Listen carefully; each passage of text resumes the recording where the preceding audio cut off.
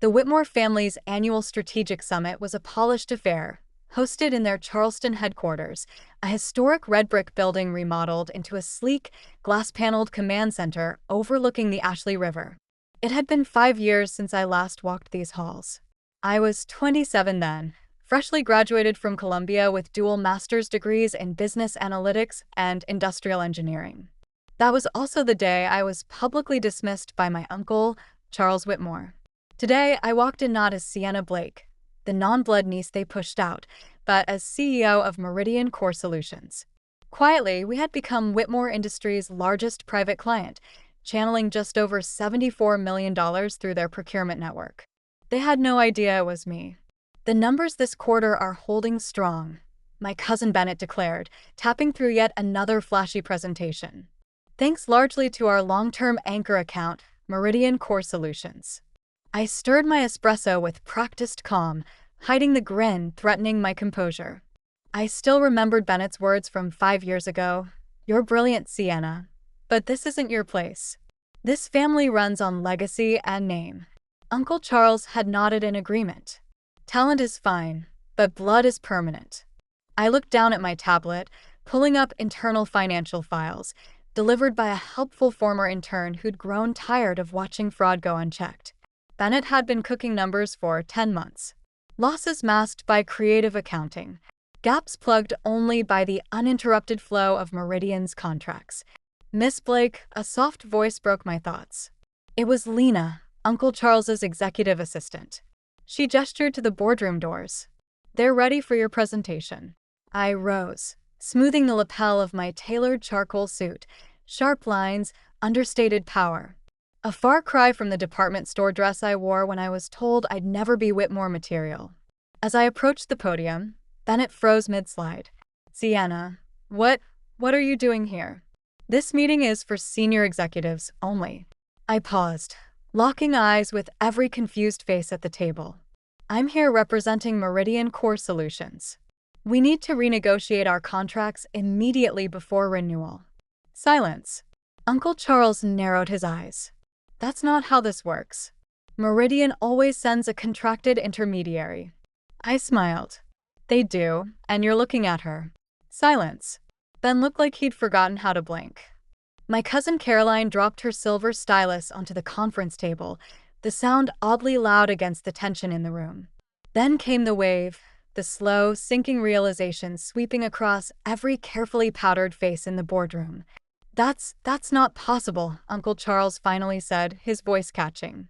You running some small consulting firm?" "We did a full background check," Caroline added, brows furrowing. "You were with what?" "A boutique operations group." I tapped my tablet. The screen behind me shifted to my own presentation. "The boutique group was a front," I said evenly.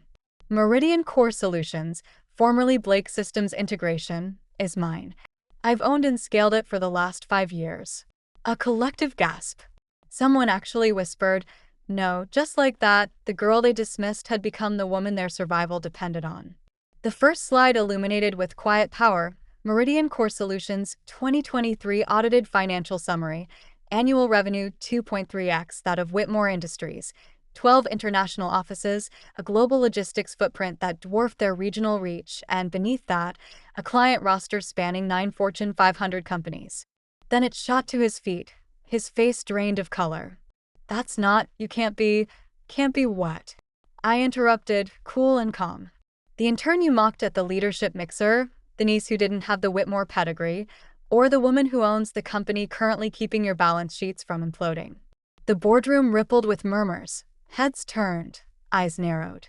"We would have known," Bennett insisted. "Would you?" I raised an eyebrow. "The same way you knew about the $7,900,000 concealed through deferred receivables and fake inventory allocations?" He froze. Around him, the directors turned to one another, alarmed whispers rising. "I've spent the past 5 years turning Meridian into what it is," I continued, voice unwavering. "While you were too busy clinking champagne over my absence, I became your biggest client and your last safety net." Across the table, Uncle Charles gripped the armrest of his chair, knuckles white. "Why come forward now?" he asked, almost a whisper. I advanced to the next slide. a clean analysis of Whitmore's dependency on Meridian. The numbers were devastating. Because it's time to renegotiate, I said simply. And based on what I've uncovered, I'm not sure there's anything worth saving. You can't just pull out, Bennett snapped. Those contracts expire in 4 business days, I replied. And as CEO, I'm no longer convinced your company is stable enough to trust. The room erupted. Directors shouted questions. Caroline turned pale. And Charles, he didn't say a word. He just stared at me like he was seeing me for the very first time. Caroline muttered something about corporate liability under her breath, but her voice was swallowed by the chaos swelling behind her. I remained still, measured, composed. Let the panic settle on them first. I'll be calling an emergency audit meeting tomorrow morning at 9 a.m., I said evenly, gathering my tablet and files into a sleek leather folder. My team will be presenting a full forensic review of your financial activity. I suggest you come prepared. This is about revenge, isn't it? Bennett said, his voice cracking despite his best efforts to keep it firm. Because we didn't give you a seat at the table. I paused at the doorway. The memory of that afternoon 5 years ago hit me like a cold wind. Bennett's smug dismissal, Uncle Charles's firm rejection, Caroline's snide laugh as I walked out of the office with my resume in one hand and disappointment tightening in my chest. No, Bennett, I replied, locking eyes with him. This isn't revenge. This is business. The same business you said I'd never understand. I glanced at my watch. 9 sharp. Don't be late. I turned, letting the tension marinate behind me. The voices fractured. Caroline demanding clarification, Charles barking orders, Bennett babbling defenses. No one believed anymore. Michael stood waiting by the elevator, professional as always, offering a chilled bottle of sparkling water. They're unraveling, he said with a small smirk. Exactly as planned, I replied, stepping inside the elevator. If that boardroom twist hit hard, tomorrow's going to break them. And if you're watching this unfold, subscribe, because the audit meeting, that's where the real story begins. I pressed the button for the lobby. Everything in place for tomorrow? I asked, eyes forward. Full audit reports, Michael confirmed. Breakdowns of every manipulated line item, plus a dependency flowchart that'll make their stomachs flip. I smiled faintly. They won't know what hit them. Images flashed through my mind. Uncle Charles's stunned silence, Bennett's pale desperation, Caroline's frantic whispers. The same family that once told me I didn't fit their pedigree. The termination letter? I asked. I'll have the final version in your inbox by 7, Michael replied. Good, I said. I want to review it before they see it. He hesitated. You're really pulling every contract. I met his gaze. Let's just say they're about to learn what earned leverage really looks like. The next morning, I arrived at Whitmore Industries headquarters an hour early. The same building that once turned me away without a second thought. This time, they'd be the ones watching the doors close. The security guard in the Whitmore Industries lobby, the same one from 5 years ago, stood up so fast he nearly spilled his coffee. Miss Blake, he stammered, blinking in surprise. Welcome back. He hesitated for a beat. The board's already gathering upstairs. Early, I murmured, stepping past him. Funny what the scent of collapse does to people. Inside the executive elevator, the polished chrome caught my reflection. The woman they dismissed years ago, too soft, too distant from the Whitmore bloodline, was now the one holding the pen, poised over their future. When I entered the boardroom, the air was thick with tension. Uncle Charles sat stiffly at the head of the table, though his posture had lost its bite. Bennett hunched beside the company counsel, shadows under his eyes. The independent board members were already murmuring, flipping through the summaries they'd received earlier that morning. Behind me, my audit team entered in silence. Analysts, forensic accountants, and operations strategists, each one handpicked, each one embedded in this company's ecosystem for years, watching, gathering, waiting. I stepped to the podium and met the room with a calm smile. Good morning. Shall we begin? Deanna, Charles said, his voice stripped of its usual control. Before we proceed, perhaps we could speak privately. I tilted my head.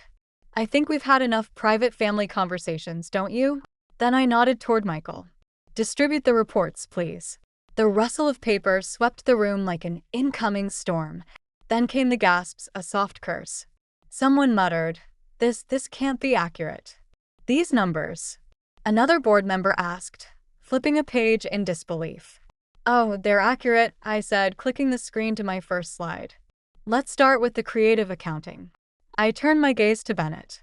Would you like to explain how over $7,800,000 in losses were quietly tucked under operational irregularities? His attorney began to interject, but I raised a hand.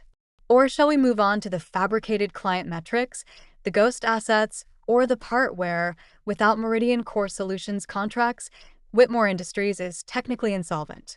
You're trying to ruin us, Bennett croaked. I didn't flinch. No, you did that all by yourself. We're still family, he added weakly. Family? I echoed. You mean when you told investors I wasn't cut out for executive leadership? When Uncle Charles said I didn't have the right lineage for the Whitmore name? That was years ago, Charles said hastily. Yes, I replied. And while you polished old crests, I built something real. I clicked to the next slide. Today, Meridian Core is 3 times your size. And as of this quarter, 47% of Whitmore's revenue is tied directly to us. The room froze. This revenue disappears next Monday, I said flatly, if I pull the contract. The room erupted. Voices tangled over one another. Chairs scraped back in alarm. The legal team huddled in a frenzy. One board member actually swore out loud, his copy of the report crumpling in his hands. And then it cracked, I muttered, sinking into his seat, his confidence collapsing. You can't just pull out, Sienna. Uncle Charles stood, his face blotched with fury. We'll pursue legal action. On what grounds? I asked, my voice suddenly cooler than the AC humming through the vents. That your niece, who you dismissed, outperformed your entire executive board? That your son's fraudulent reporting was exposed before the SEC got involved? I leaned forward slightly. Please let your attorneys depose Bennett. I'd love for them to walk through the phantom invoices and buried liabilities with a federal panel. One of the senior board members, Mr. Halford, with silver hair and a crimson tie, cleared his throat. Miss Blake, he said carefully, given what we've seen today, we may need to discuss urgent leadership transitions. Leadership transitions? Bennett gasped. This is our company. Actually, I said, sliding a sealed envelope across the table, maybe not for long. Inside were 2 neatly labeled documents. Top 1, I began. Whitmore Industries agrees to a full executive restructure. Bennett resigns. The board installs independent oversight.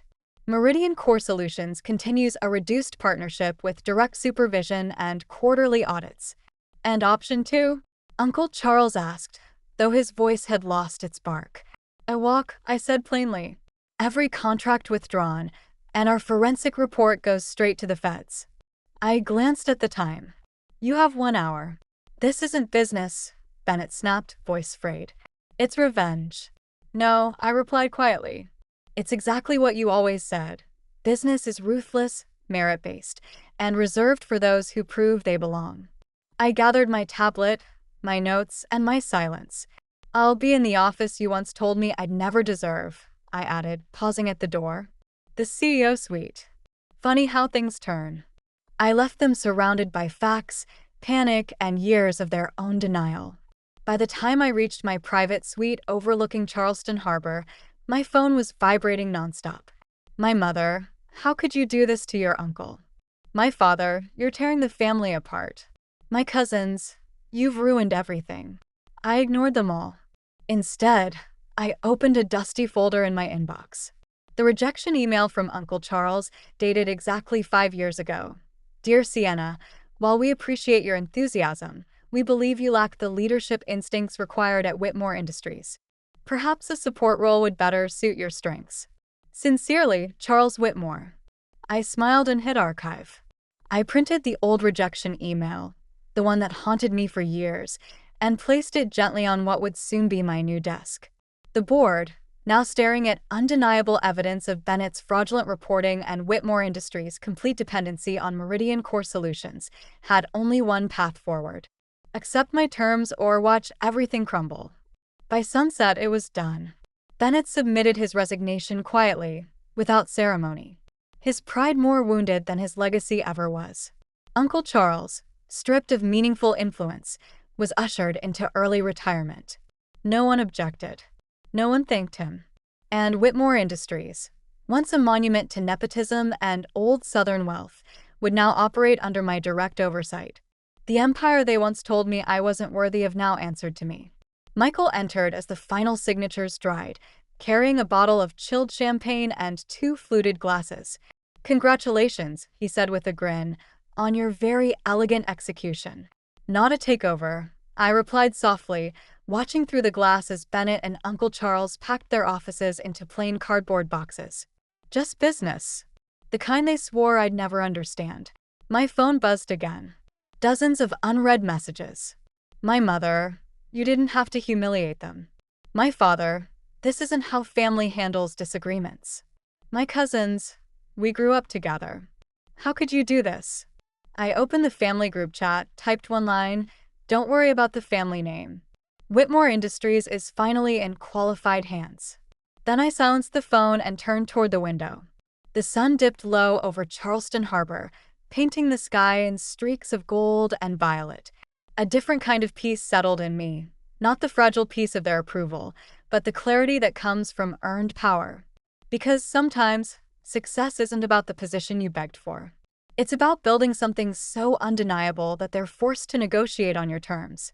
And sometimes, the best revenge isn't revenge at all. It's becoming their boss. Uncle Charles had been right about one thing, though. I was never qualified to work at Whitmore Industries. I was qualified to own it. "Hey, before you go, how was your day?" Really, I mean it. In a world that moves this fast, we don't always stop and ask each other that. But I want to know. Drop it in the comments, good, bad, or somewhere in between. I'm listening. Because sometimes, just being heard is the first step toward feeling seen. And if you've made it this far, thank you. Not just for hearing my story, but for walking through the quiet victories and hard-earned lessons with me. When I was told I didn't belong at their table, I didn't fight for a seat. I built my own. And in time, they had no choice but to stand around mine.